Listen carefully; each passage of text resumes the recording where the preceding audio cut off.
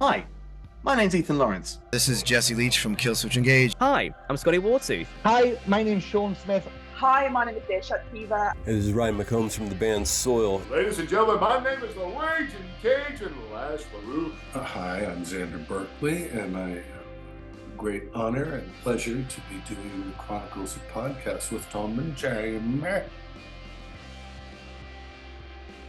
Hello, everybody, and welcome to another edition of the Chronicles of Podcast. And these right here are the Chronicles of Xander Berkeley. It is I, Jamie, and joining me as always this week, as always, this handsome fella right here. Right fucking here. Hi guys, it's Tom. Happy birthday, Jamie. Hit it!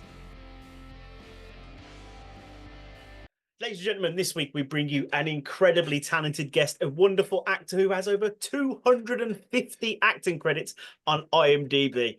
He has had roles in iconic projects such as T2, The Walking Dead, and so many more. Ladies and gents, this is the second time we've had a former district director of the CTU from 24 on this show, let me tell you. So put your hands together for a man who is possibly rivaling Sean Bean for the amount of on-screen deaths, because we are bringing you the Chronicles of Xander Berkeley. A pleasure. No, you, all of you. I have Sean Bean. I know we started this out. I think you guys said that the last time, and I love Sean. I only got to work with, I never got to do a scene with him, but we were both in North Country, and it was a great group of actors. We had a great table reading up there in Minnesota. And I didn't broach the subject then, but I think that it was already in the air many years ago. And I don't know, does Sean Bean have a death reel on YouTube set to the William Tell Overture the way I do? Oh, well, he might have a death reel, but I bet it ain't got that song on it, so who cares? In Xander Berkeley death reel on YouTube, and there you go. It's a lot of them. It's not all of them, but it's a lot of them, and then we can count them. And then, come on, Sean, let's see what you got. We need to do a film together where you both just kill each other at the same time. Yeah. It'd be great. A duel where we both fucking drop like a bag of potatoes. Yeah. And then you just pan in on both of them. But then I'd love to see who would actually win, though. Because obviously, if you had it at a point where only one of you went, but nobody knew who it was going to be, he'd win, even though he's played a lot of bad guys. He's played, I think, more heroic good guys, and so all the the algorithms would lead towards, would lend one to believe that he's gonna win. But maybe it would be a surprise. It might be a dark horse. Oh. But I'm wiry. I mean, I'm Team Berkeley all the way, so absolutely. Yeah. Xander, how's your personal Sunday been? Have you had a good day? I did a couple of mad things yesterday. I worked on I do these big wooden sculptures, and I worked on one outside, and I was just obsessing on the gradation of sandpaper from coarse to fine. It's a final sort of stage. I'm working on a piece. And I didn't realize how much birch sawdust I was inhaling over the course of the day. But my Sunday has involved a sort of interesting coughing experience. And we're on this bay, Casco Bay here in the Gulf of Maine. And I guess it's the Gulf of Maine anyway. Casco Bay leads out into the great Atlantic Ocean, and I looking right across and, hi guys. You're right over there. But the tide comes in and the tide goes out, as tides are inclined to do. And there's a couple of trees that have fallen, as also, and as the bigger they get, the harder they fall, and into the cove down at the end, as the water winds around into the final inlet of the bay there. And it's bugged me for 6 years since we've been here. I keep looking at it because it's a little bit Halloweenish and haunted, with trees with branches and the seaweed that when the tide comes in and leaves it up, and it's not quite right. It needs more art direction. It could be a really good Halloween spot, but then overall on a daily basis, do you really want to be freaked out by your bog, by your not a bog? I don't use it in that way. It's like a peat bog. It's just so like, and literally going back in there with a chainsaw, scuttling down the sheer face rocks, leaving everything but, my swim trunks up on the thing and going down with this big chainsaw. And then I have to step out into it's like quicksand, but I was determined to do it. And there's shells in there and they're slicing you up and stuff. And then, I cut off all the branches that I could. And at 3 days worth, I got the rope caught up in there at one point. It was dramatic, and I turned it off and got out, and then I just hauled all the wood and sort of did a little Andy Goldsworthy sort of art piece of getting all of these cool bone white driftwood branches as though they were holding up the massive rocks. And that's how I spent the day yesterday, and I won't talk any more about that. But my God, today I always forget, wow, fucking old. I've always attacked things with like a reckless abandon. And now I'm kind of like, okay. Oh, yeah. I did a lot yesterday. A lot of things I did in a long time. A nice quiet weekend for you then, sir. But I'm here, got it. My mother lived to 102, and she had every time I call her, I'd say, "So, Mother, how are you?" And she goes, "Well, honey," she was from Texas originally. "As you know, I'm deaf as a post. I'm blind as a bat, and I'm weak as a kitten, but I'm still here." In fact, I can't seem to find a damn thing wrong with me. I don't know how the hell I'm going to get out of here. And I'm really, yes. You go to say to the old. Now let's jump into your incisive interview. Yes. So, what we like to do at the start of these is take it right back to the beginning of yourself, the days of young Master Berkeley. What did you want to be when you were growing up? Has it always been acting for you, or was it, I don't know, train driver, space pilot, whatever it might be? Well, I was going to be a Major League Baseball player for a pretty solid part of my early youth. But it was the era of long hair, and my parents were artistically inclined and didn't make me cut my hair. And so it was always like, starting with a name that starts with an X, which they, in New Jersey, no, we're going to call you Alex. I said, yeah, but my friends, my family, everybody I know calls me Xander, and I don't like Alex. And they go, we don't start names with X around here. And then the long hair, it was like communist to them. They thought, it was a weird time, and the Cuban Missile Crisis was on, and when right the year I started school, and then the era of hiding under the desk as though that's going to save you from the mushroom cloud. Really. But yeah, and then in sports, I realized I wasn't going to be around my kind of people at that time anyway, and so I left sports, and I came back to what had been a first love even before baseball, which was we didn't have a lot of dough, but my mom could sew, and she went on to teach school once I got into school. But for those years before I started school, we lived on this amazing property, and she made costumes for me to go out into the woods, and for me it was a transportative experience to just time travel, and because it was like Robin Hood or Dr. Dolittle or what, all these characters, and I felt like I was suddenly older, and I was in another place, and I was another person, and it just sparked my imagination. It was like all the stories you read and stuff like that when you're a kid. It just was fueling actively my imagination, and I got to play Thomas Jefferson in third grade in a play. My mom helped me have the ruffled sleeves, and I rocked that Thomas Jefferson costume. I felt like I was 6'3", and then I did plays in grade school along with, but it was that summer that I left sports and felt like most lost. Like, what am I going to do with my life? I turned my back on it. I wasn't going to look back. And then a new friend invited me to come and build sets in this beautiful little theater in the wild out there, where many really interesting offshoots of great experimental theater group had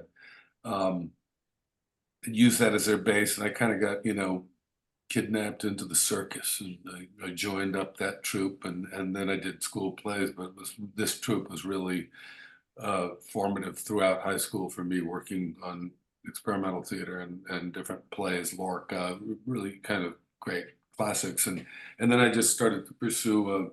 I went to college, but I was really actively sort of pursuing theater, and I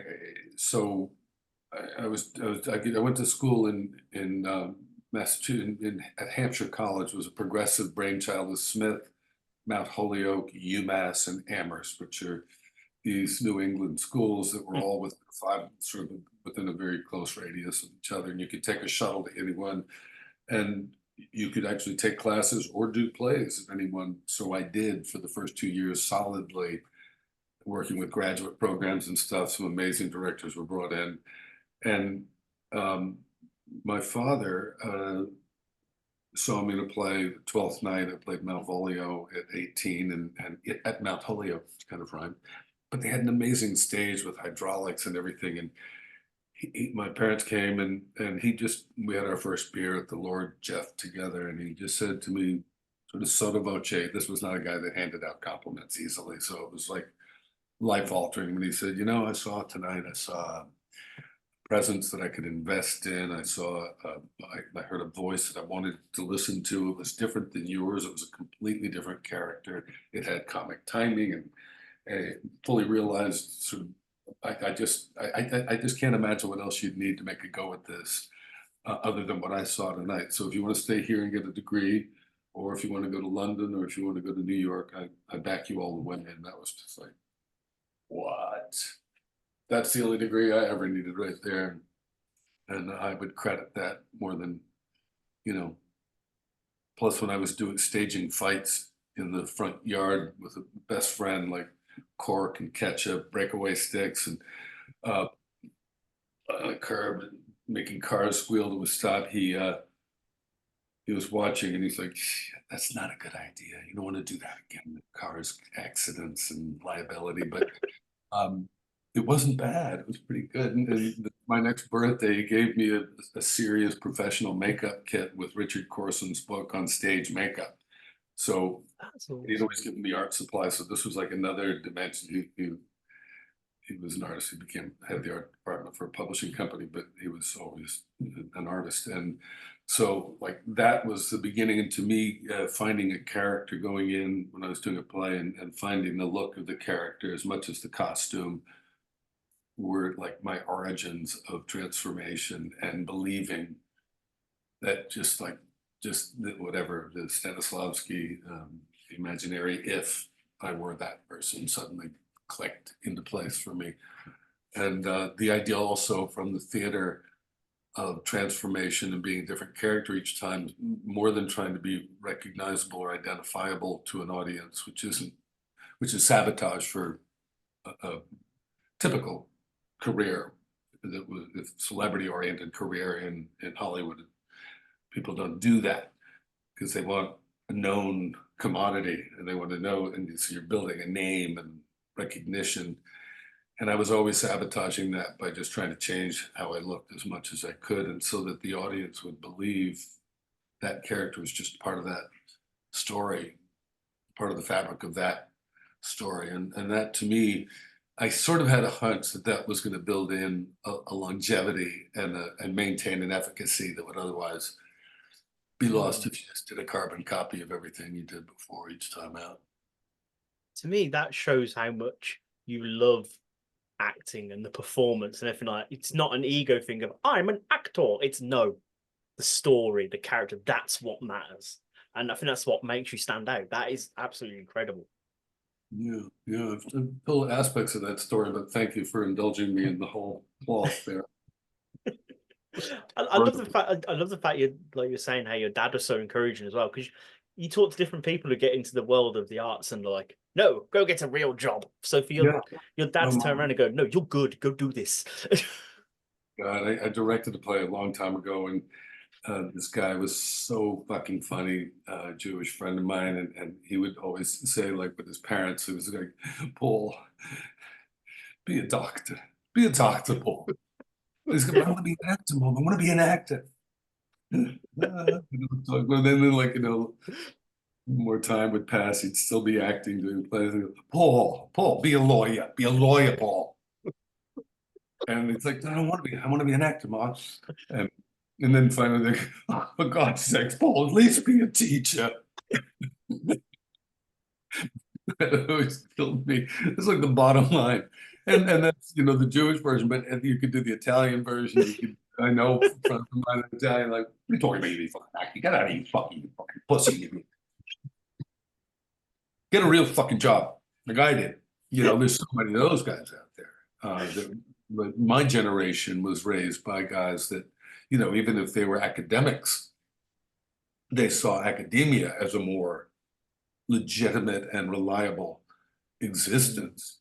And it really is no less reliable an existence. And my father, as he was in publishing, felt obliged to show me a couple of pie charts before I went from when I was being brought out at 22 with an agent that sold me to play, bringing me out to LA for the first time. And he said, I feel compelled to show you that this pie is all the people who want to be in the Screen Actors Guild. And this little wedge, that's how many of them are in there. Oh, now there's this other pie chart. These are all the people that are actually in the Screen Actors Guild. And see that other little slice? Those are the ones that actually make a living at it. So it's not, for the meek of heart. And the odds are so stacked against you. But I kind of approached it from sort of mathematical point of view, knowing what I just told, the story I told before, that if I wasn't going to grab to the carrot that everybody else was grabbing for, and I was going to go for under the radar, and in fact, I assessed right off the bat, wait a minute, every TV show out there, I've got all the stage training, but I don't have any film training. And every TV show out there has a bad guy every week, and they're all different. And I can play bad guys. I could, change the way I look, and I did the makeup. I would go in looking fucked up or whatever. They all thought I was a psycho. And for many years, they were like, "Yeah, it's uncomfortable, but he shows up and he treats people well, and I think you're okay." Because they would say, as opposed to the theater that, I'm an actor, now I'm going to become this other person in front of your very eyes. They always said, you got to walk in the office with it. And so, like, I would, and, sometimes it just a little strange, a little freaky. I remember early Psycho auditions, and there were all the other Psycho guys, and they'd all be sitting in the room, all sit together. And everybody's like,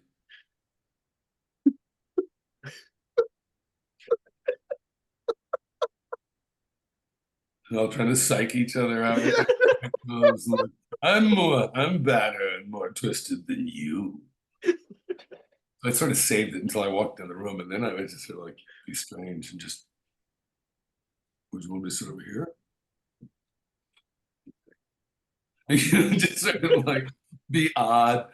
And then they were willing to believe you were a little different, and it did put me in a dark and dank corner of scuzzballs, but I was willing to sacrifice my vanity because everybody else was trying to get prettier, and I thought there was a certain freedom in, because I remember a couple of times on stage playing the beautiful young boy, and I was like, that was so uncomfortable. What if somebody's out there thinking, I don't think so. Maybe, but not for me. So to make yourself like when everybody else is in the makeup trailer getting all prettied up, I'd be in there with plucking my teeth up and breaking capillaries and a little German makeup kit. And then I went on to become really good friends with a lot of the top makeup artists that really got off on the fact that I liked it so much, and they taught me and still do. And I do still fucking love it like a kid, playing make-believe and doing, artwork like kids do in kindergarten. That's phenomenal. It is unbelievable. I mean, How did you actually transition from theatre to acting? Because why did you not pursue the theatre as a full-time thing, or was that not the end game? Well, you know, a couple of things. I didn't love going to the theater. I had to be honest with myself. I was sometimes really uncomfortable in the theater, having to sit still and see performances that I wasn't wild about. And then I'd a lot of times have to go and chat them up afterwards and give on. That was amazing. Wow, you really put it out there, man. That was so interesting. So, I mean, yeah. It's crazy, man. And you just like that awkwardness, but also that creaking of the seat. And if you like next to you and go, this is dreadful, right? Somebody might see you through the curtain. And and in the movie theaters, ever since a little kid, going to the movies was like transported in the same way that my imagination's been, just by virtue of a costume or whatever. And the intimacy of performance on film and the degree to which you can be 100% honest and real as different characters, as opposed to, volume, because our prescription audience, our subscription audience are on prescription drugs, and a lot of them are blue-haired, deaf people. And so we'd like a little projection. Really? So I'm talking to the person next to me like this? Okay. All right. If you say so. Doesn't feel right, but yeah. All right. And then, so part of your question, I think, I'm going to ask your questions for you, as well as just talk nonstop, is the idea that there is a real transition, because you got to hide. I made a vow to myself to hide my stagecraft and make it invisible, because I'd seen, coming from the theater, you see the guys that come from New York, and a lot of times they will use the actor voice. And some people made a career, but Robert Wagner made a whole career of it. I read, Heart to Heart, and twisted like, you slay me like sheep. Well, you really could. You started that in the theater, didn't you, with that basso profundo? But it would work for some people, but for the most part, it always seemed, unless you're playing a lawyer, a trial lawyer, or a college professor who have stagecraft because they have to hold rapt an audience's attention, either the jury or classroom. So they have skills of disciplined skills to hold an audience's attention, but most people, don't. And so you have to find the real behavior, and that tapped into my real interest in anthropology, sociology, psychology, and all those things of just what makes each character tick, and how does their ticking help to tell that story. And that just continues to be infinitely interesting to me, because there's no two people that are exactly alike, and everybody has their own influences. So you get maybe a little bit more intuitive, instinctive, or sloppy as you get older. But really in the beginning, the discipline of really doing research and writing a biography of who the character was, and walking around going to places where you might run into people like that. Go hang out, I'll let you ask more questions, but yeah. We love the fact that you talk, Xander, don't worry. Everyone listens to us chat shit all the time, so it's good that you like to. I love it. Yeah. Now, obviously, we will talk about some very obvious roles you portray, but please indulge me. There's two roles you've been in, which I want to know a bit more about for myself. First of them is your role as Barry Snacks in Sid and Nancy. I fucking love that film. Were you a fan of the Sex Pistols and Sid going in, or was it just I'm like dead center of that generation. And I came into New York. I left school early. I started college early, and I left it early. So I was, 19, 20, 21, 22 years old in New York City when all that was going down at CBGB's. But I just remember sort of like, again, just being an observer. And I remember walking through like different parts. I had older friends through my sister that was her mascot. They'd get me into Studio 54 when I was, probably even underage and stuff. And get into just walking around different parts of the city and seeing the scene. And it just like disco felt. And you go through the village, and there was a lot of rough trade and stuff like that. I went to an acting school down there, and that was really dark, scary at the time. For a country boy from New Jersey. Well, okay, I'm gonna walk quickly. Sorry, that's it. And then going to CBGB's, and they'd be like hurling beer bottles up on the stage, and people like had the black eye makeup and safety pins, sometimes through their face, sometimes in all their clothes. And it was fascinating to me. And there's always something primal to punk rock music that is captivating. And it was a great slate cleaner from the sort of bougie, overproduced music of the early 70s, and a return to British invasion sort of simplicity, 3-chord driving without all the crap on top. And I was fascinated more than a fan.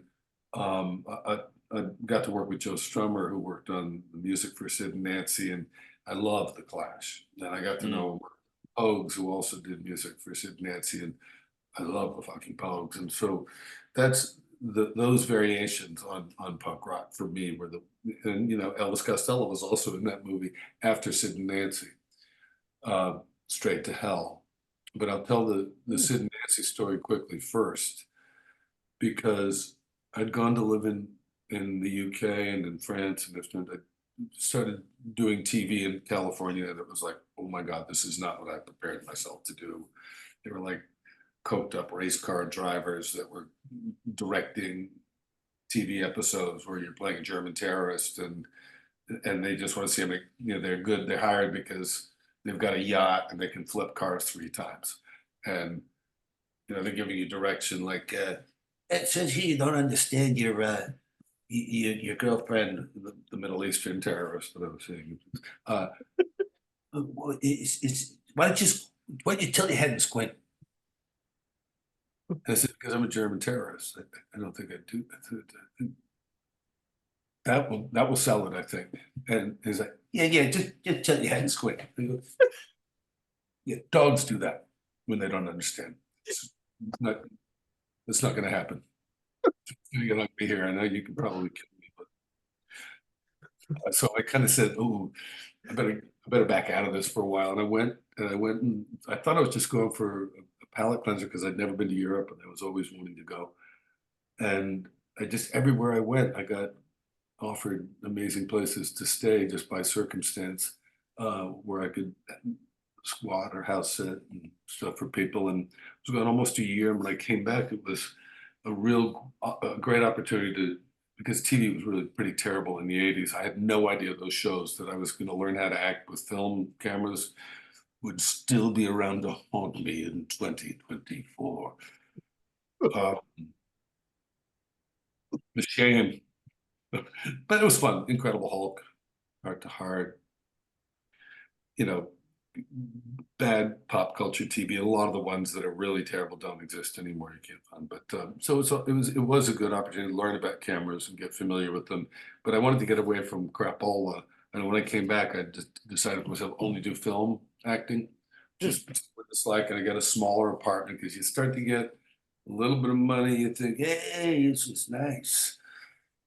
And when I came back, living in tiny little places over there and really sort of getting a little monk cell and just saying, I'm going to wait. And then that was the first audition that came up, and I went, this one.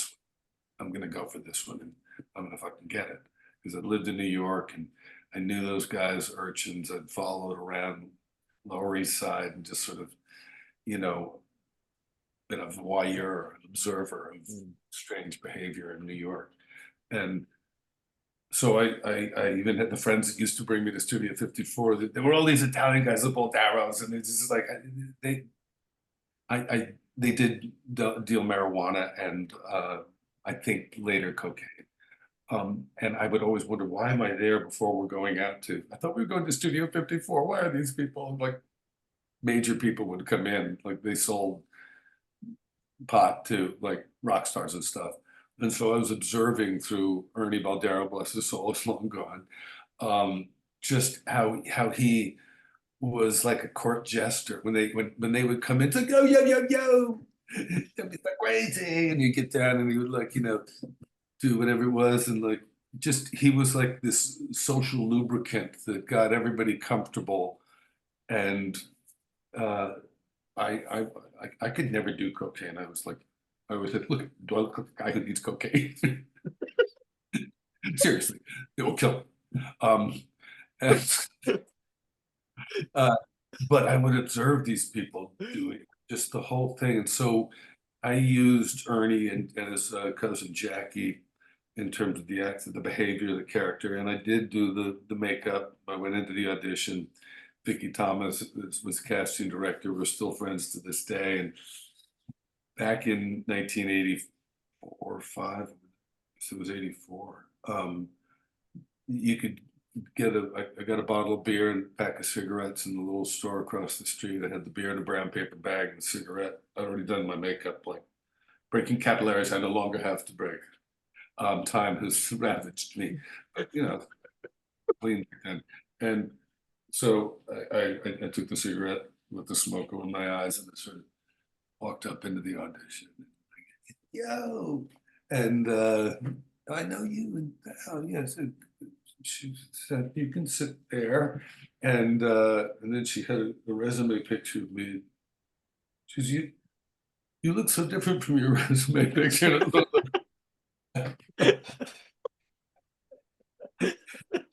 Geeky, squeaky, clean. Like, what? How did you get that picture? Oh my God, all the pictures that they submitted, that one for this role. I have cool shots, But anyway, so I just remember winging it and saying, yeah, well, it's nice to not have to get all spruced up for an audition, you know what I mean? Looking in an office back there, and she's like, oh, okay. We just start reading. And then she welcomed improvisation in certain parts and sent it off to London, and I got the part. And I show up in New York, and I've told this story before. It's just, I don't mean to put Alex down, but it's just so classic. He's a brilliant guy. But he was very enamored of the whole scene.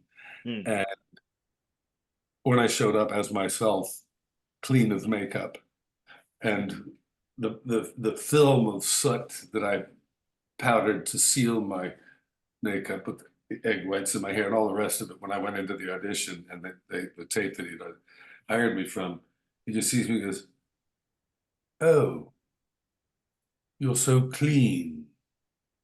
I thought we had miraculously discovered a junkie who could act naturally in front of the camera. Oh, well, I couldn't in clear conscience not have hired you for the part, or now because you did add some ad libs that I incorporated into the script. So, well, good enough, fair enough. Toddled off there. Yeah, very much. So I went back to the Marriott Hotel and I got my gear on and just waited in line at the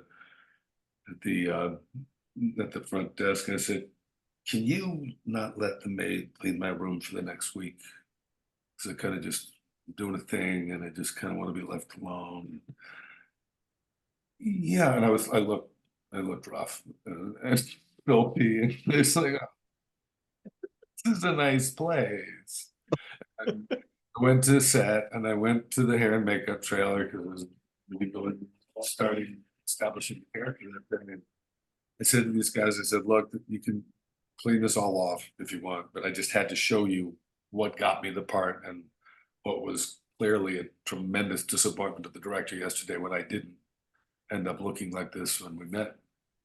And then they're like, no, it's not bad.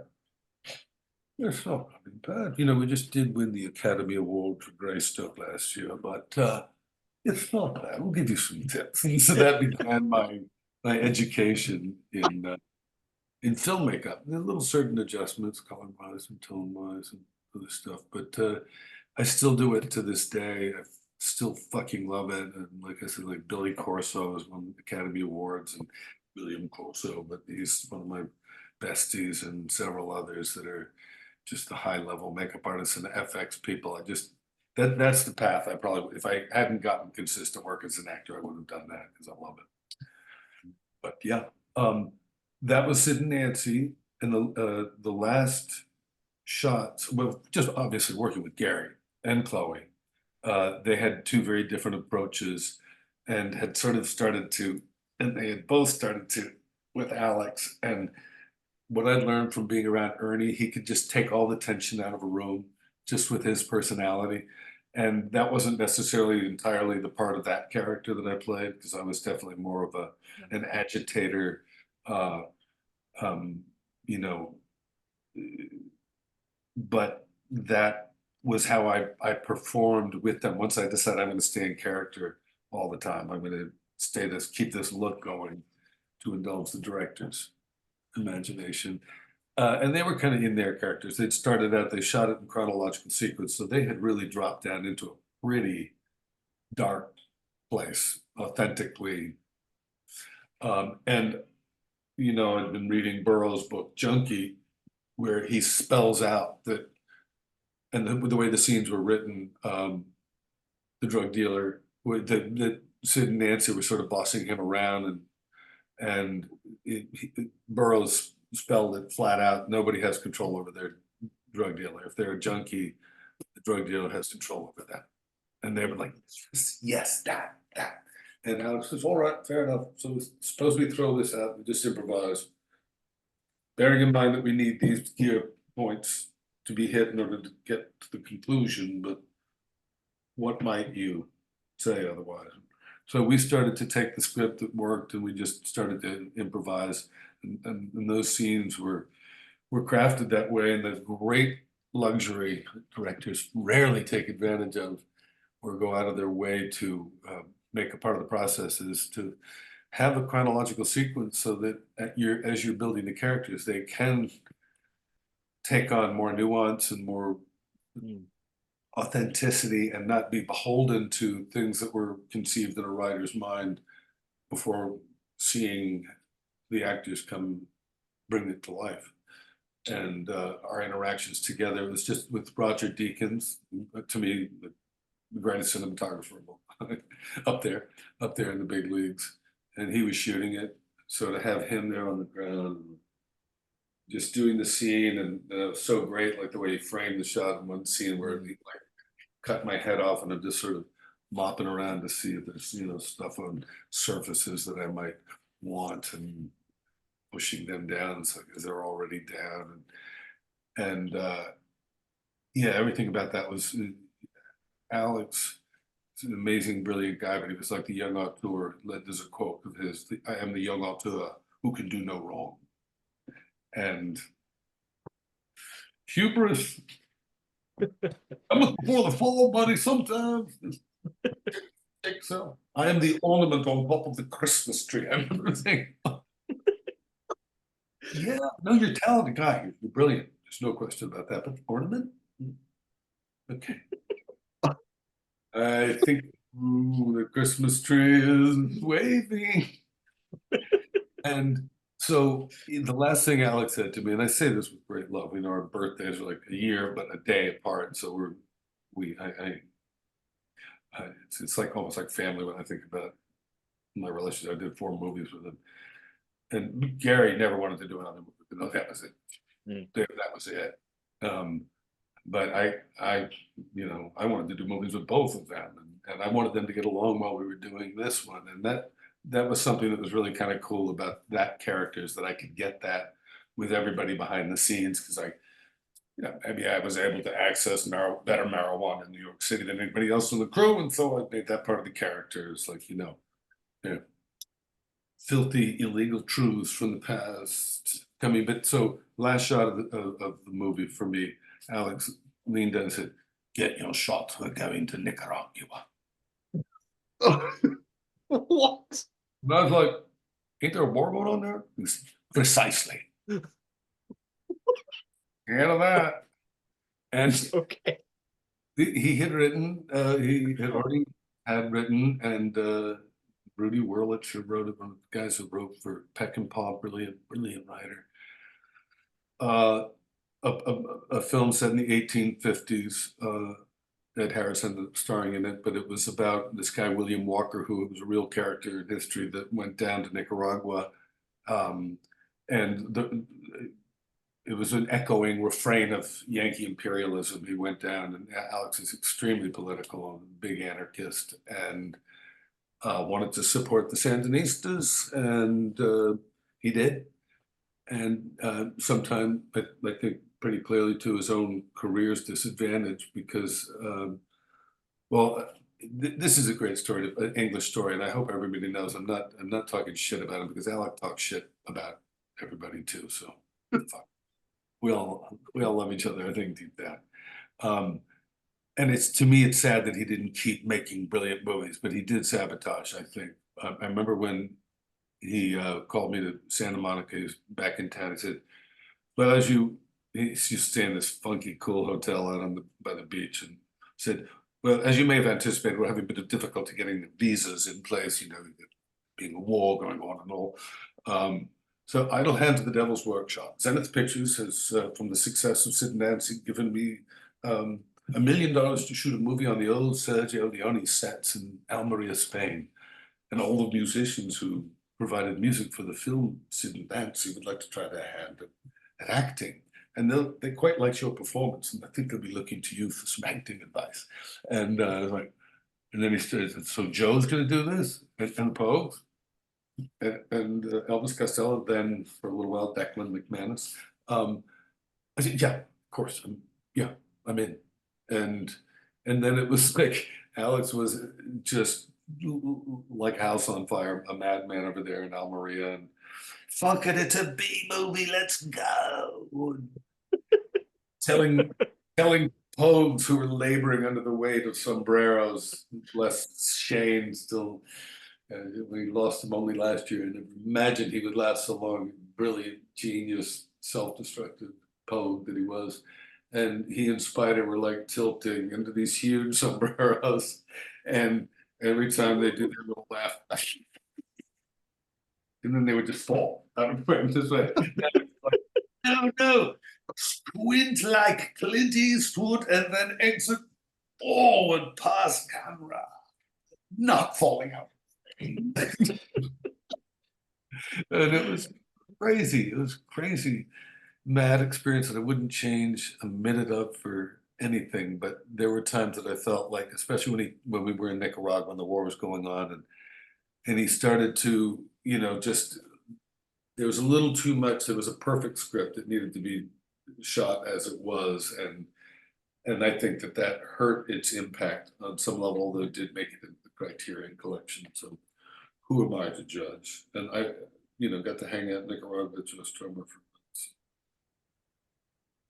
Got to see the other side of it, and I had a wise man tell me before I went down. He goes, because I was like, everybody was so Viva la Revolucion and like Reagan, and the Contra War was so evil, and it was very complicated, though. The Sandinistas were no angels, and I spoke enough Spanish to hear their side of it. Somebody said, "Well, it sounds like you already know what you're going to find before you get down there, so why bother going?" And then, well, what if you were neutral? You speak a bit of Spanish. Why don't you just see what you can learn by actually being there, rather than deciding ahead of time what's there? And that blew my mind. Everybody thought I was the CIA spy because of that. I knew there had to be one on the film. Maybe I won't. So before we move on, I did say there was 2 films I wanted to ask about, just ever so quickly. When I was young, I had a movie we taped off the TV, and I absolutely fucking adored it, from 1996, called Apollo 11, where you played Buzz Aldrin. I adored this film. Like, Oh, I love working on it, and Buzz Aldrin, getting to play Buzz Aldrin, and Jeffrey Nordling. We just the guy that directed it was so good, and Buzz was the actual technical advisor on the film, and it was his life story in a lot of ways, and it was an extraordinary experience. And then because of the whole Earth to the Moon thing. After doing Apollo 13, they thought Apollo, he's done an Apollo movie. He could actually play. And I had almost been in the right stuff. I'd almost gotten to play Alan Shepard. Between me, I was too young, but so I had come close to an astronaut somehow. I was somehow the academic and athletic side of me was that's what all those guys. And so yeah. Tom and Hanks and Steven Spielberg sort of wanted to make sure they didn't. I don't know to what extent it was the Family Channel. How did you even see it? But I think genuinely don't remember. The Moon came along. They were going, no, we'll be telling this story, and we're going to use Bryan Cranston instead of you. No, but I love Bryan Cranston, and I love Tom and Stephen as well. So there's no hard feelings about any of it. But nobody got to see the movie. That's the only thing I'm so touched and delighted. I just remember having it taped off the TV when I was a kid. I don't remember anything other than that, and I just remember absolutely loving that film. And everyone going, like, Apollo 13 is like, yeah, but have you seen Apollo 11? Because it's fucking great. Awesome. Yeah. Well, that was a trip, and Jeffrey Nordling played Neil Armstrong. We weren't big stars; we were just working actors that were right for the parts, and it was a smaller budget. Obviously, it wasn't grandiose. I remember one time doing my moonwalk, and very authentic, real deal period astronaut outfits, and it was a stage that they had made of the moon. We didn't get to do the vomit comet that.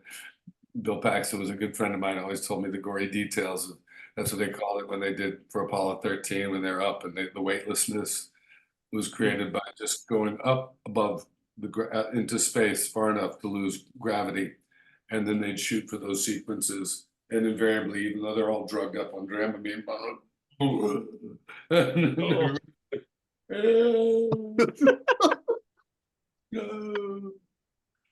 the vomit comet was the so we didn't have the money for that, but we did have a big stage with a rounded pothole surface that looked like the moon when they lit it, right? And I have invisible cables lifting me to make it look like I was weightless. It was like theater. And in that respect, and it was really cool, except for when my oxygen hose slipped down from my helmet, and I lost oxygen mid, and all of a sudden passed out, like, and then had to run in and like doctor on staff fortunately had an oxygen balloon. It's scarcely one of my closest brushes with death. Real death, I mean. Well, speaking of on-screen death, you were part of one of the most iconic death scenes in cinema history, in my opinion, in Terminator 2 as Todd, the very unfortunate foster father of John Connor. The special effects is incredible, especially for like 1991. What was that like to be part of? Incredible. Like I said, I'd always had an affinity for the special effects makeup people, and Stan Winston was the top of the top. And just getting to go to that studio out in North Hollywood and seeing they had to do impressions and cast the back of my head because they were going to be making a retractable blade that would swing that way while looking like it's coming out that way, so that it's. But they gave me a blade, a long blade, to practice sword swallowing for 3 weeks because they had to have it far enough down my throat that it looked like it was coming out the back of my head when they retracted. What the fuck? I'm some bitch that gags on a damn toothbrush. Just, word of the wise, will get your hopes up.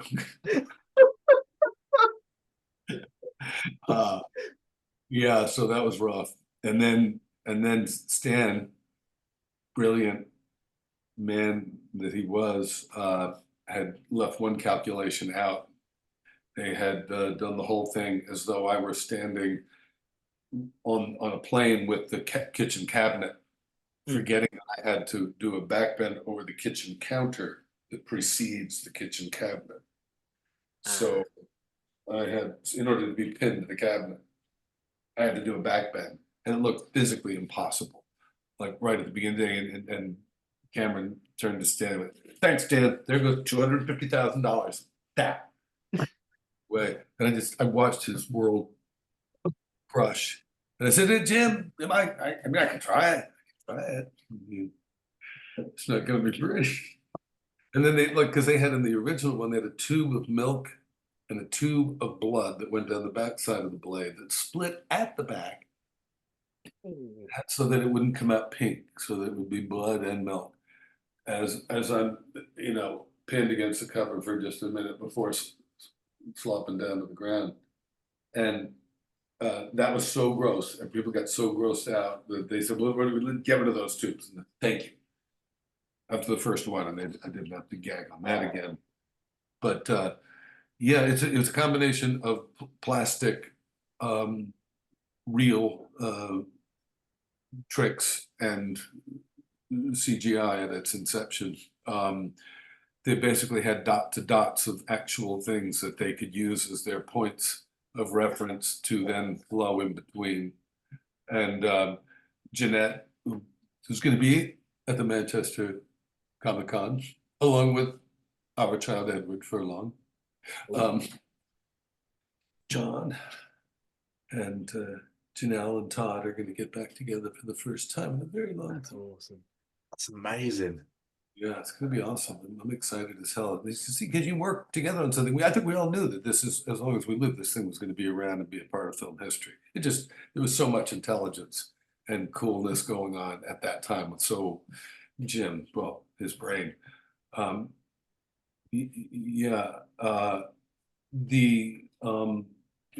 The puppeteers of Stan's school had made one arm with freckles and everything morphing into the blade that went through my head.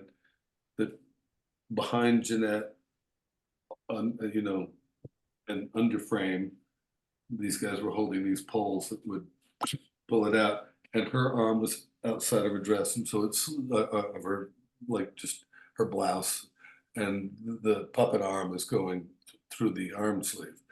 And so it's that kind of like practical trick. And then the thing that's fit like a glove, like just like a skin against the back of my head with the retractable blade attachment. There's puppeteer down below holding the pulley that's going to make the at the same time. But there were hours where I'm doing a backbend, hours and hours, until all hours of the morning, where they had to match the glint with the blade in the back and the blade. And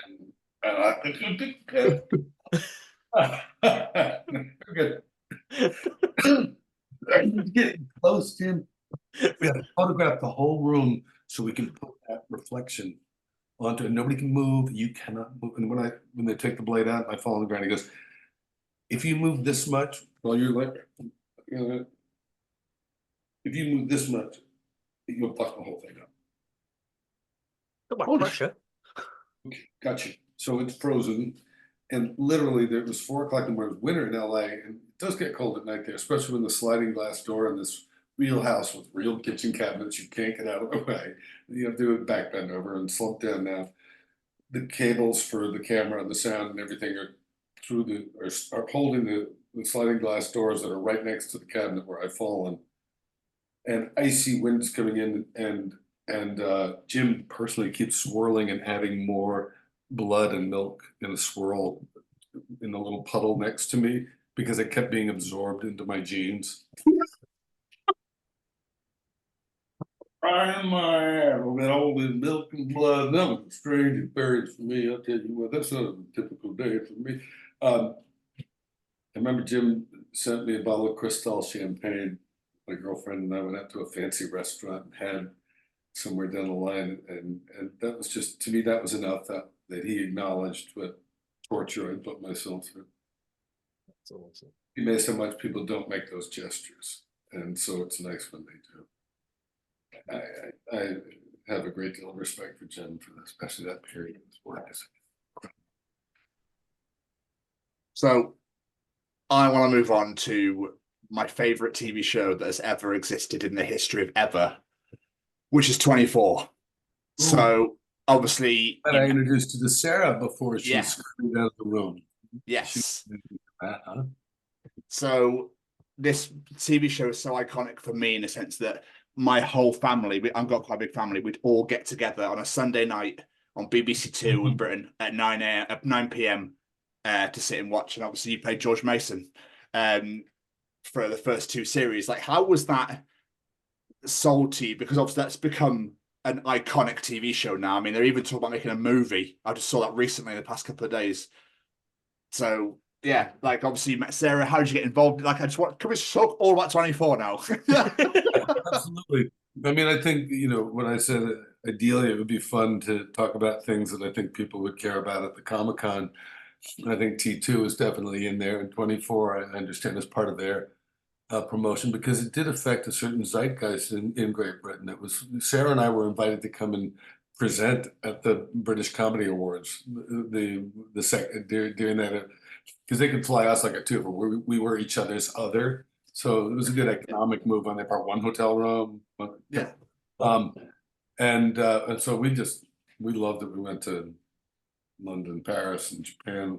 Japan is like another just crazy how it just fit the zeitgeist of Japanese culture, just like it did Britain. I'm not sure exactly why, but it really it did. And originally, I just had done a movie called Time Code with Mike Figgis, who I also, another genius Brit, sometimes difficult genius, that I got to work with 4 times, had just done Time Code. And that had the 4 screen images going on. And then Stephen Hopkins, who directed the pilot of 24, liked that, had seen that. I think there was maybe that sort of helped put me in their minds, because they offered me this part. It was originally just a guest star. And I wasn't even sure, because it was a guest star on a pilot. I was up for a lot of pilots, and I was more or less still trying to dodge TV at the time and stick with movies. So that was my focus. And I thought I was playing a different part. I thought, I'm playing that guy. Okay. So it's really kind of spur of the moment with George Mason and the scenes, and working on it and thinking, for me, the first thing I do is I've got an attaché case. I've got to pull out all these documents, and I've got to, so go to the props department, get the attaché case, get me the documents, and I'll just 1,000 times over and over practice throwing it on the table, opening it up, taking it out, scattering it, just so it's in my body and it looks as though I've been doing this for years. And so that's really what my attention was. And there was something in the writing, I just sort of saw a little inclination. I just leaned into the ironic, sort of maybe the cynicism that comes with doing a job like that after a period of time, a little bit of gallows humor, bone dry wit, and irony that I was able to improvise a little into it, and they loved that, and so they immediately began writing for that when they did pick up the show. But Sarah and I met the first day of filming, and basically,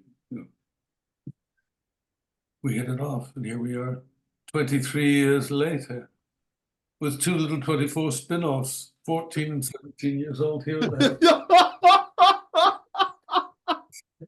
Buzz. Yeah, so it was an incredible experience for us, as well as the fact that the rather grim fact that 9/11 happened after I drove across country, not thinking the thing was going to get picked up, but Sarah and I met, kind of got together. She'd come out to Vancouver, had a job up there, and we'd seen each other, and she was going to do a film for a couple of weeks in Philadelphia. And I thought, a couple of weeks, I could just be driving across the country in a couple of weeks. I've never done that. I always wanted to. And I showed up in New York. I don't think she recognized me right away because I had some strange facial hair. She kind of walked past me and goes, "Hey, look at you." I had 2 tickets for Portugal. Everybody's going to Portugal now. I was ahead of the curve. And so we had a little honeymoon, like right right upon meeting, and it was I stayed in her apartment in New York. She invited me to stay there, and as it turned out, I was able to get out to see my parents a lot. It was the last year of my father's life, so I got to see him a lot, and all that. I'm feeling emotional, I think, because I'm so like sore, making me raw. Thank you, Pop. Hero. Absolute hero. The other thing I'll say about that, because I'd reached a certain age and I hadn't gotten married, and I thought I was a little haunted by the fact that I just seemed like I could never quite. I always had a foot out the door. I was always moving on. I was always doing films on location, and I kind of put it out there. I was ready to meet my match and to meet someone at eye level. And Sarah and I met in the makeup trailer at eye level, and it was like blink. And then we got together very, very quickly because we didn't have time or the opportunity to be coy with one another. And so this was it. It's going to happen. Lady Games. And then I was able to bring her out. And my father, it's like, he never rushed me. Like, my mother was older when she had me too and stuff. And so there was a sense, well, if a woman could, she was 42 when she had me. And back in the dark ages. And so I thought if a gal could wait that long, well, a feller could wait even longer, theoretically. And I had, and somehow all the gals that I brought around, I know gals has been erased. It's guys and gals. I don't know why. I think it's been canceled, that word. They don't like it. I won't keep using it. I promise, ladies. Gal. Out. Okay. Good. Wonderful young women when I was young, and wonderful women as I got older, had come out to visit my parents, to meet them. And I remember up to a certain age, my father was like, well, what's your hurry? Because there was pressure to get married early on in a lot of relationships because it's time clock and all the rest of it. And I'll never forget my Sarah and my mother got into a kind of like a really good debate as they were clearing the plates and went off talking about whether or not mathematics was inherent or whether it was cultural or whatever. And my father just reached out. I am gonna freaking cry. And put his hand on top of mine. He went, perfect. Just perfect. Oh, that's sweet. That's amazing. Again, it's not like I needed his affirmation, but it was awesome to have it the last year of his life. Yeah. And he didn't make it to the wedding, but we were married within a year, I think, pretty much a year from that summer. And he was there rooting for us. And here we are. That's beautiful. That's amazing. No, Yeah. Cry, baby. See him freedom. No, we didn't spray, whatever in my eyes. It's tree dust, I promise. Get pulling a nose there. But I mean, because obviously that show ran on for 9 seasons. I mean, were you gutted to be killed off in season 2? Because again, that scene in the plane with the nuclear bomb was like, I think, made the world weep. Again, here's the thing. I remember, I was just a recurring character in the first season. Sarah was killing it from day one. And at the end of the season, they have her revealed instead of me. It was sort of thought that I'd be the shitheel.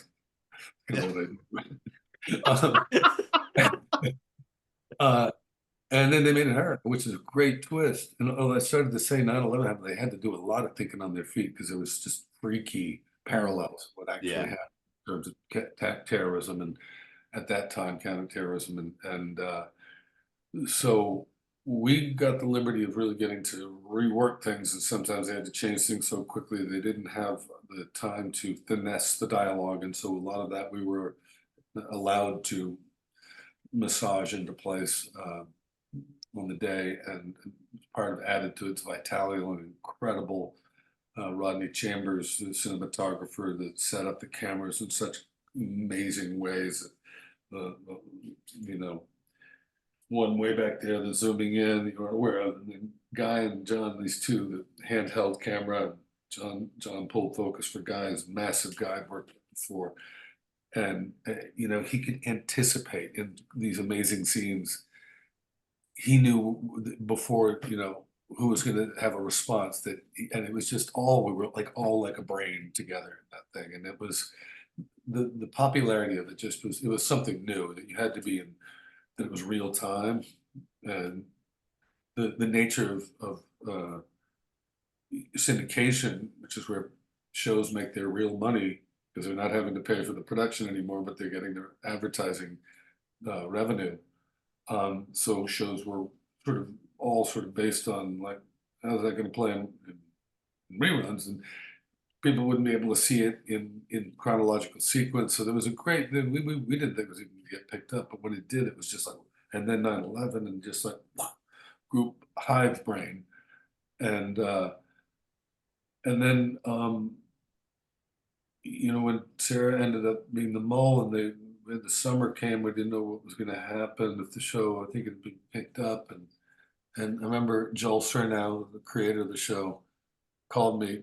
We'd worked on a couple of things together before. And in that first season, I remember saying to him, like, do I have to be such a gratuitous asshole? I mean, I'll be an asshole. Do I have to go out my way to be a twat? Like, just for the sake of? And he said, we have one golden rule on this show: never bore. All right. I think we can do that without being like, hey, look at me. Am I a dick or what? And so we had a good sort of tension between us of how to keep it real and how to keep it, you know, to be that element in the moving of the show. And then he gives me a call because he knew I was getting a little tired of always having the same, like, didn't I in like 3 or 4 other episodes tell Jack, no, there's no way. Well, maybe. Okay, but this is the last time. Yeah. I said, you're not gonna make me do that again. All right, I'll make it work. But he gives me a call at home and he goes, look, you know, you don't want to commit to a TV series, and he says, hey, start. No, not gonna fly. I am doing a podcast.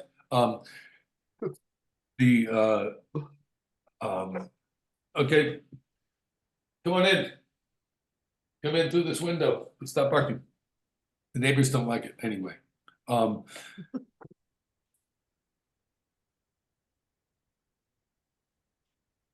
the hell that is for you? Sounds pretty good. So anyway, he said, what if we have you inhale airborne plutonium on the first or second episode and you only have 24 hours to live? So you don't have to commit to anything more than a year, but you become a series regular for 1 year. And you're dead at the end of the day. And I said, that's incredible. He says, yeah, and I think that we have the opportunity to find a little redemption in some other colors. The guy trying to make up for a life misspent. I said, I am so in for that, as well as the fact that we hadn't yet revealed, I don't think it was until the second season that we revealed that we came back from the break, I remember, and Carlos and I were talking, you know, Carlos Bernard. Yeah. Going, so what did you do over the summer? Oh, that was between the pilot and when the show first got picked up in Funny Story. And I said, well, you know, I traveled across country and I went to Portugal. Said, oh my God, have you talked to Sarah? You've got to talk to her. She traveled across country and she went to Portugal too. Because we were supposed to, like, you know, Yeah. a lot of professions don't let you do that. And so, but I respect her and everything. Kept it pretty low key, and then we revealed it, and that was cool. It felt like, you know, we're sort of like a family, and then I got to call my makeup artist friends when I knew that I was going to do the show for the second season, and I was going to get radiation poisoning, and I studied all the medical books of how that would manifest, what the lesions would look like. This is what I really like.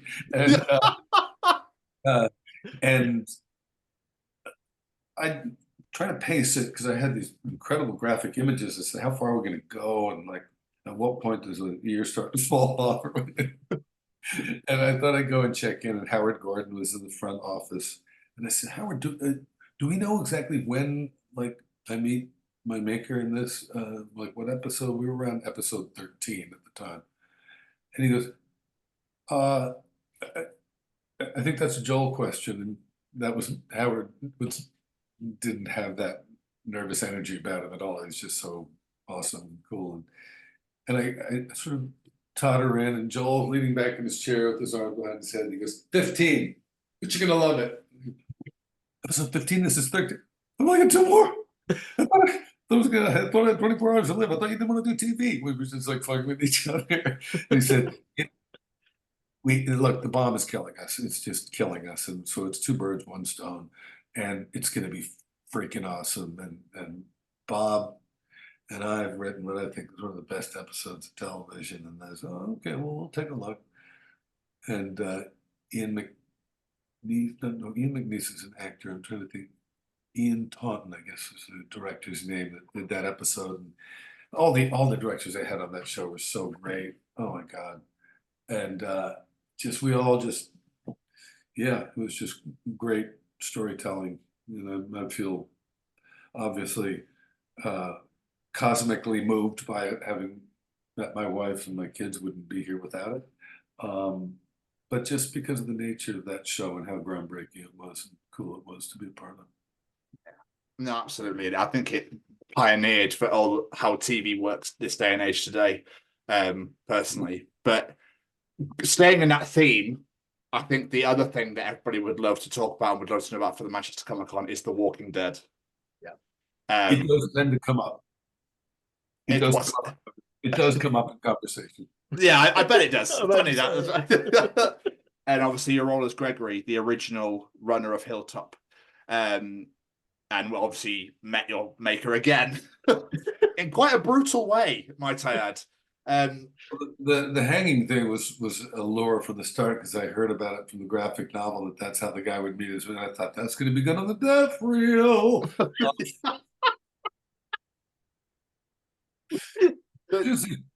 I don't believe I've ever seen you swinging from a rope, Sean Bean. Yeah, not that bitch. They obviously that was a brutal night of filming, but that was something that, and they had to, for various reasons, get to a little bit sooner. It seemed abrupt to me because they were going to go further with the character before getting to it. But that's just the nature of it. There's so many moving pieces in these shows that sometimes, it just got to kill you. It's your time to die, and I've been my living dying, so I'm at peace with it. But the showrunner, like, my agents wanted me to go and audition for this part, and I didn't. They weren't going to let me look at the sides, and I never watched the show. I didn't know what the big deal was, and I don't know what I'm signing off to. This isn't even the character that I'm reading these pages, and why am I chasing this? No, if they want to offer it to me, I can talk to them. I've been getting offers since Miami Vice. So like this is something very respectable that's been lost in this day and age with all the obsession with they got to hear their words, self-tape business that I have my auditioning at a certain point. It felt like the law of diminishing returns, because they know what you've done, what you can do, and they're just, a lot of times they're just looking for backup, a way to stall while they're trying to get a bigger name in place. And you're their insurance policy, and it takes 12 hours to prepare for every audition if you're going to do what you want to put your name on. A lot of times it's people that haven't done maybe as many or any of the things I've done. And so not out of arrogance either, it's just out of just practicality. It didn't seem like it was already, it was, no, what's the show? I still like movies. What's the character? He's a douchebag. He's a big asshole. Okay, well, I have daughters now, and at some point I want them flipping through the channels when I'm gone and thinking that, well, the daddy was something other than a shit heel every freaking time. And so as soon as I got home, Scott, the showrunner, already called me and started saying, look, we think it'd be great for you. And I go, well, who is this guy? And he keeps describing, oh, wow. He's an asshole. And why would I want to do this? Because it's going to be funny. I was a comedy writer before, and it's not going to be obvious funny. It's going to be what I love about your work, as you said, that you can make things funny without losing the character or the sense of reality. It's just something that's incidental, as humor is in life. I think as actors, we want to take everything very seriously. Gary Oldman had a great thing. I've used it for years because he would do this. Sometimes because Chloe was taking a long time to get into the character. Sometimes, he called it methadone acting. I remember he goes, "Oh no, come on, let's go. My dog is dead. My dog is dead."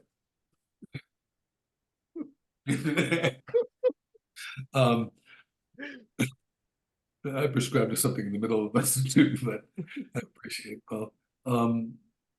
Yeah, I just wasn't sure if I wanted to play another guy like that, but he lured me with, and he said, "Look, I'm a pop culture junkie. For some reason, I just really want to see." He goes, "Have you ever seen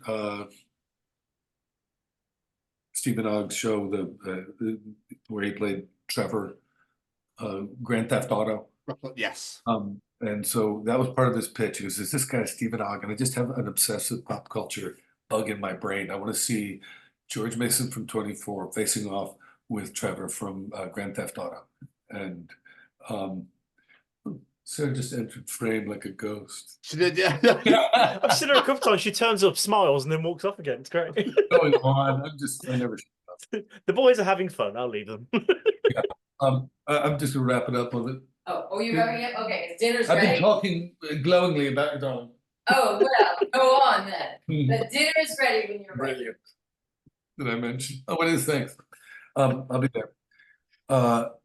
Yeah, the humor was so fun, and the chemistry between Stephen Ogg and myself, it was super fun, and they even made up a camera shot that they called the Xandog, because we would be different in every take, and we're just playing off each other because we would really memorize, because they really wanted it word perfect on that show, so we would just hang out. We were hitting it off and just hang out and run lines, and then be able to do it differently in every take. And they realized they couldn't use a take of mine from one take and a take of his from another, because they wouldn't fit.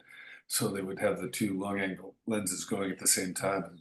And it, to me, the opportunity to really fly and just get into a character, and I found him extremely funny, and he was finding me very funny. And I think by playing it dead real as these two weirdos, it was had nothing but, and the show is, talk about a zeitgeist phenomena. I think as the post-apocalyptic dystopian world approaches air nearer, people find themselves relating to the show.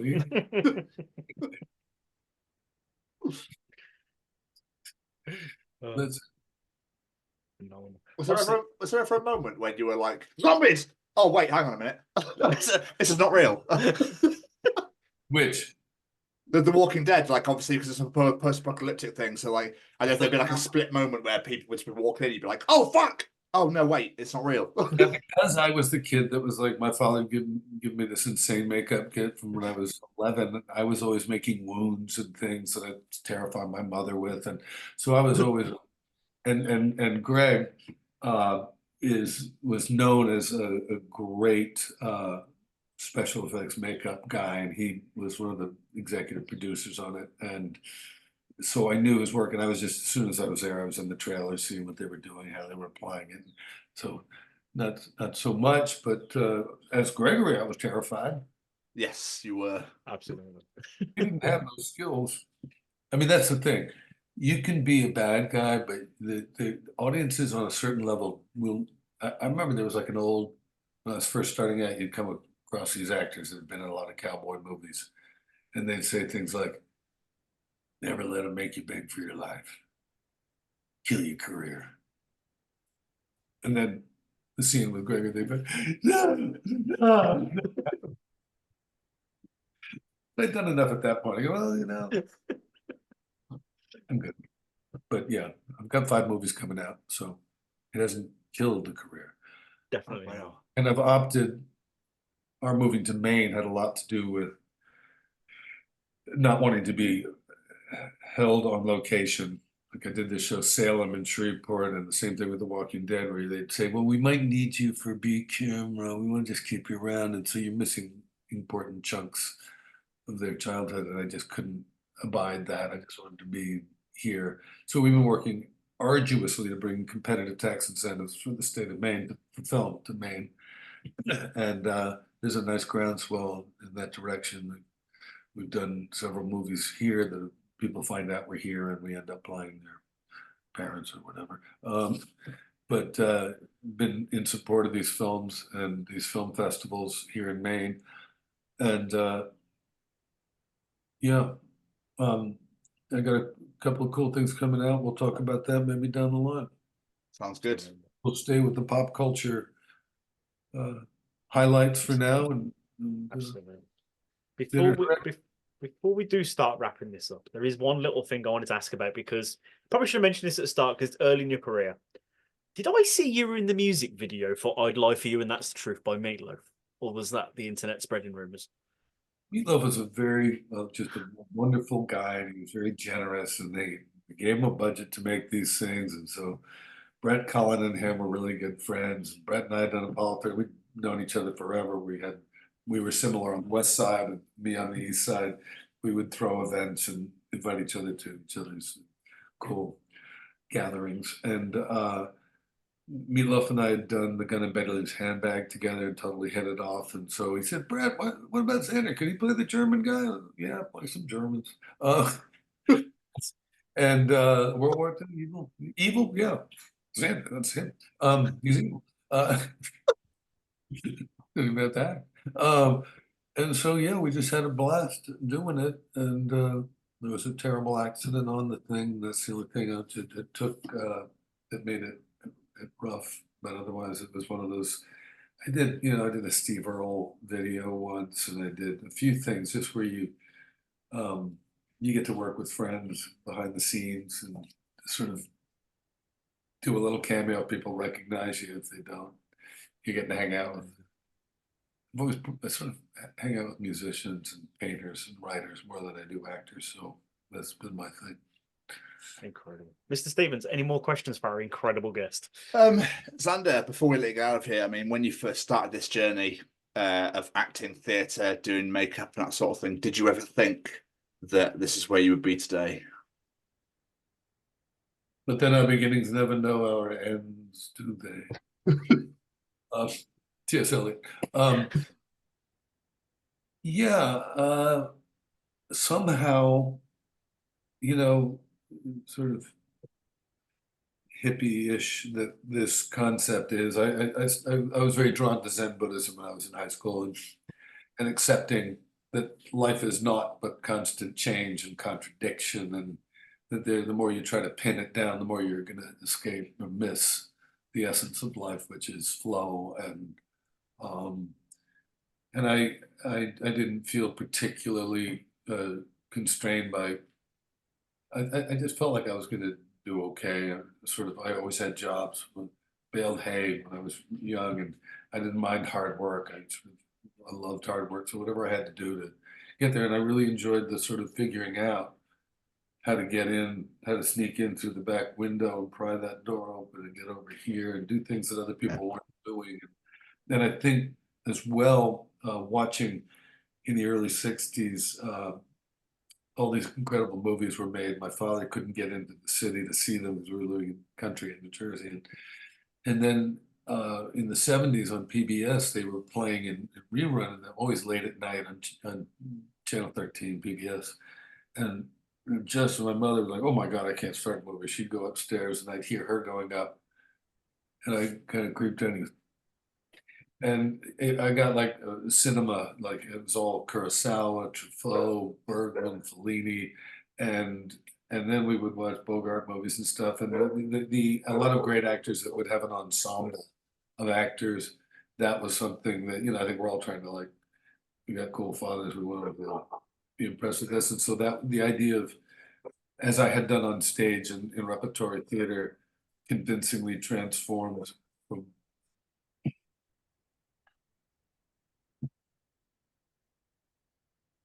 that dog. The neighbor, they're down the way. Dog's hard. I'm particularly sensitive about now. Yeah, so I think there has to be a kind of.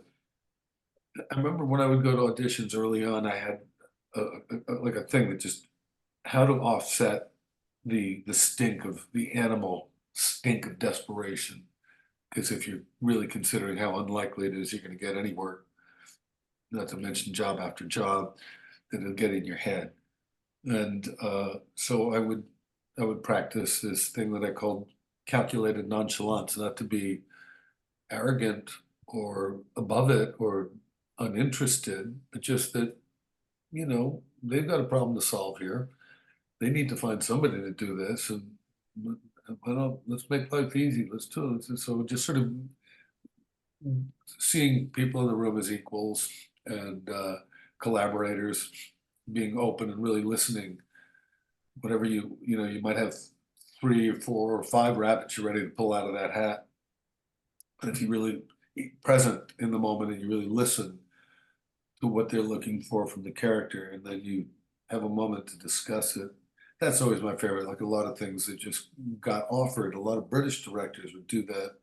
I worked with a lot of British directors over the years in television and film, and they really they weren't afraid to use their imagination, and they enjoyed the communication. Like, oh, this guy gets it. This guy gets this character, and so yeah, just not being too intimidated by knowing that I had every like a quiver full of arrows of different accents. Anything I was physically remotely right for, I could do. Any American regional accent, any Russian, German, British Isles, and being prepared to do it on short notice. Just anything to offset the odds that are stacked against you. Somehow I kept hitting the one-armed bandit in the corner. You can't bank on it, but it's not a lot of cash. It's not like the big, roulette table or anything, but and then there you are, all of a sudden, fucking old. Don't let it happen, kids. Just don't let it happen. That's what I pictured. I think that's the only thing I didn't picture. I pictured success. and actually being able to pull off the hat trick of flying under the radar somehow, because I always wanted to be the one observing people rather than the one people observed on a certain level. Never wanted to lose to any great extent, my anonymity and the freedom to have conversations with friends in public without having privacy invaded. I hate to interrupt.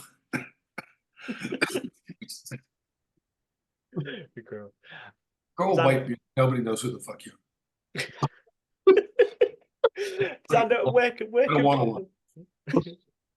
Xander, where can people find you out there in the world? Plug social medias, websites, wherever it may be.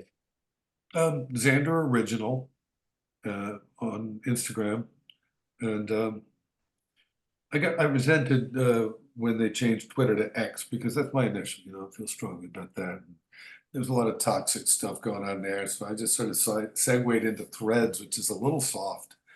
And I haven't really found my way into that, but I do enjoy exchanging with people like-minded creatives, and I do have a lot of fans/friends out there, and I enjoy that part of it. That's why I'm really looking forward to being in Manchester. I don't do a lot of these convention things, so it'll be really fun to meet fans that are cool and British.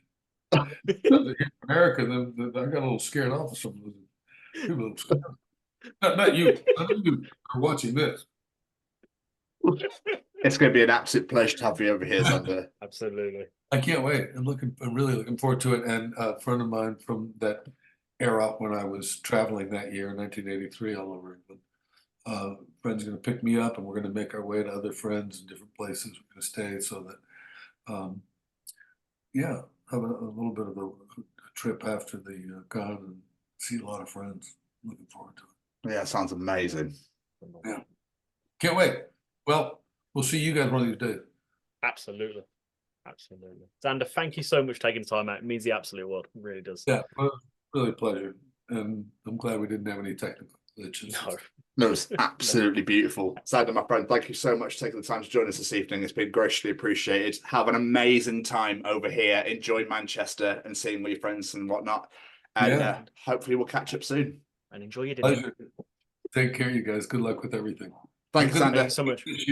Stay with it, as I really believe this little bit of magic that as you think and as you feel, you're creating more of that. So you got to avoid and be on the lookout for doubt and things. Then that's just like static. It's not a clear signal, and the universe doesn't know what to do with doubt. But if you just keep picture what it is you want to do, knowing that you've worked hard and are prepared to do it well, see it as an inevitability, and good luck. Thank you so much. Report back. Appreciate it. Thank you so much, Xander. Take it easy, my friend. Thank See you so soon. much. See you soon. Bye bye.